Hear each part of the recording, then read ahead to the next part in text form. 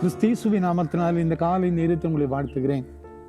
சங்கீதம் 27:1 கர்த்தர் என் ரட்சிப்புமானவர் என்று தாவீது பக்தன் சொல்லுகிறார். The Lord is my salvation. கர்த்தர் என்னுடைய ரட்சிப்புமானவர். நம்மை ரட்சிக்கிறவர் அவர்தான், நம்மை மீட்டுக் கொள்கிறவர் அவர்தான்.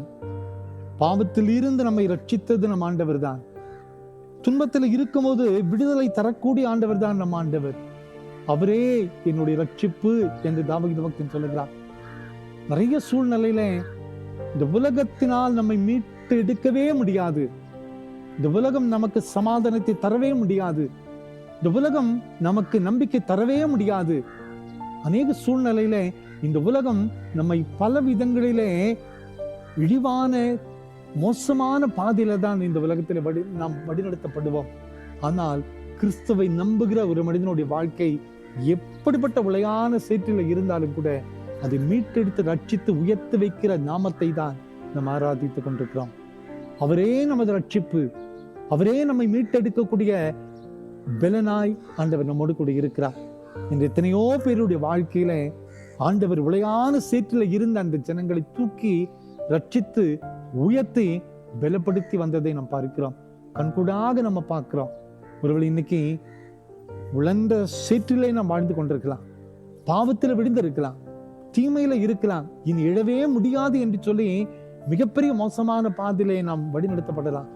உலகமெல்லாம் நம்மை பார்த்து சொல்லலாம், இனி உன்னால் எழுந்து நிற்கவே முடியாது, உனக்கு வந்திருக்கிற பாரங்கள், உனக்கு வந்திருக்கிற பிரச்சனைகள், உனக்கு வந்திருக்கிற கடன்கள், உனக்கு வந்திருக்கிற வியாதி, உனக்கு வந்திருக்கிற துர்ச்செய்தி, இனி இந்த உலகத்திலே நீ அழிந்து போவதற்காக வழிதான் என்று சொல்லலாம். ஆனால் நம் ஆண்டவர் ரட்சிக்கிற ஒரு ஆண்டவர். எந்த சூழ்நிலையில் இருந்தாலும் கூட அந்த சூழ்நிலையிலிருந்து நம்மை மீட்டெடுக்கக்கூடிய வல்லமையை ஆண்டவர் பெற்றிருக்கிறார். கவலைப்படாதிருங்கள், அவர் நமக்கு ரட்சிப்புமாய் இருக்கிறார். அவரே நோக்கி ஜெபிப்போம், அவருடைய சமூகத்துல கதறுவோம், அவருடைய சமூகத்துல நம்மை அர்ப்பணிப்போம், அவருடைய சமூகத்துல நமது சூழ்நிலையை அறிவிப்போம், அவரையே சார்ந்து ஜீவிப்போம். நாம் எந்த நிலையில இருந்தாலும் கூட அங்கிருந்து நம்மை உயர்த்தி நம்ம விடுவிக்கக்கூடிய ரட்சிக்கக்கூடிய ஒரு மிகப்பெரிய ஆண்டவர் தான் நம்மோடு கூட இருக்கிறார். அந்த நம்பிக்கையோடு இந்த புதிய நாளை நாம் ஆரம்பிப்போம்.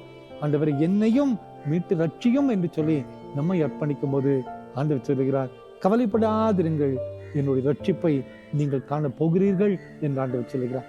அந்த நம்பிக்கையோடு இந்த புதிய நாளை ஆரம்பிப்போமா? கிருபை நிறைந்த எங்கள் நல்ல ஆண்டவரே, இந்த அருமையான இந்த காலை நேரத்துல நீரே எங்களுக்கு ரட்சிப்பா இருக்கிறப்பா, எங்களை சுமந்து கொண்டு எங்களை வழிநடத்துகிறதுக்காக நன்றியப்பா. இதோ எப்படிப்பட்ட சூழ்நிலையில் இருந்தாலும் நீர் எங்களை மீட்டுக் கொள்ள முடியும் என்று நம்புகிறோமே. பிறந்த நாளையும் திருமண நாளையும் நினைவு கூறுகிற பிள்ளைகளை ஆசீர்வதிங்கப்பா. உம்மை நோக்கி கதறி ஜெபிக்கிற மக்களை விடுவீங்கப்பா.